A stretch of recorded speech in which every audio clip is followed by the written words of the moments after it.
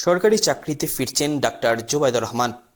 দীর্ঘ ১৭ বছর পর দেশে ফিরে পুনরায় সরকারি চাকরিতে ফিরতে যাচ্ছেন বিএনপির সিনিয়র ভাইস চেয়ারম্যান তারেক রহমানের স্ত্রী ও খালেদা জিয়ার পুত্রবধূ ডাক্তার জুবাইদুর রহমান। স্বাস্থ্য মন্ত্রণালয় সূত্র জানিয়েছে, এ সংক্রান্ত প্রক্রিয়া প্রায় সম্পূর্ণ হয়েছে এবং ২-১ দিনের মধ্যেই চাকরিতে পুনর্বহালের আদেশ জারি হতে পারে। ২০০৮ সালে শিক্ষা ছুটি নিয়ে স্বামী তারেক রহমানের সঙ্গে যুক্তরাজ্যে পাড়ি জমান ডাক্তার জুবাইদা। এরপর ছুটির মেয়াদ শেষ হলেও দেশে ফিরে কর্মস্থলে যোগ না দেওয়ায় ২০১৩ সালে সরকারি চাকরি থেকে তাকে অব্যাহতি দেওয়া হয়। তবে বদলে যাওয়া রাজনৈতিক প্রেক্ষাপটে ২০২৫ সালের মে মাসে তিনি দেশে ফিরে আসেন।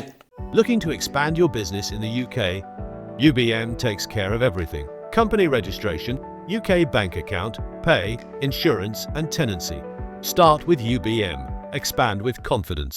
সূত্র বলছে, তিনি বর্তমানে তার বাবার ধানমন্ডির মাহবুব ভবনে অবস্থান করছেন এবং সেখানে সরকারিভাবে প্রয়োজনীয় নিরাপত্তা নিশ্চিত করা হয়েছে।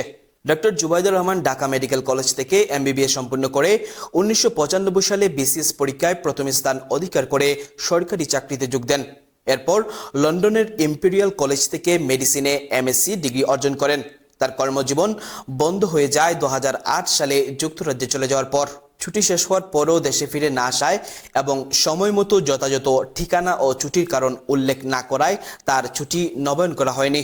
মন্ত্রণালয় ২ দফা তার অসাধারণ ছুটির আবেদন প্রত্যাখ্যান করলেও সংশ্লিষ্ট দপ্তর তা দেরিতে নথিভুক্ত করে, যার বিষয়ে প্রশ্ন উঠেছে। আইন অনুযায়ী সরকারি চাকরিতে সর্বোচ্চ ৫ বছরের ছুটি মঞ্জুরযোগ্য। এই সময়ের বেশি অনুপস্থিত থাকলে চাকরির অবসান ঘটে। সেই নিয়মেই তার চাকরি ২০১৩ সালে বাতিল হয়। উল্লেখ্য, ২০০৮ সালের ২৪শে সেপ্টেম্বর দুর্নীতি দমন কমিশন দুদক তারেক রহমান, ডাক্তার জুবাইদুর রহমান ও তার মা ইকবাল মানুর বিরুদ্ধে আয় বহির্ভূত সম্পদ অর্জনের অভিযোগে একটি মামলা দায়ের করে। সেই মামলায় আদালত ৩ বছরের কারাদণ্ড ও ৩৫ লক্ষ টাকা জরিমানা প্রদান করে।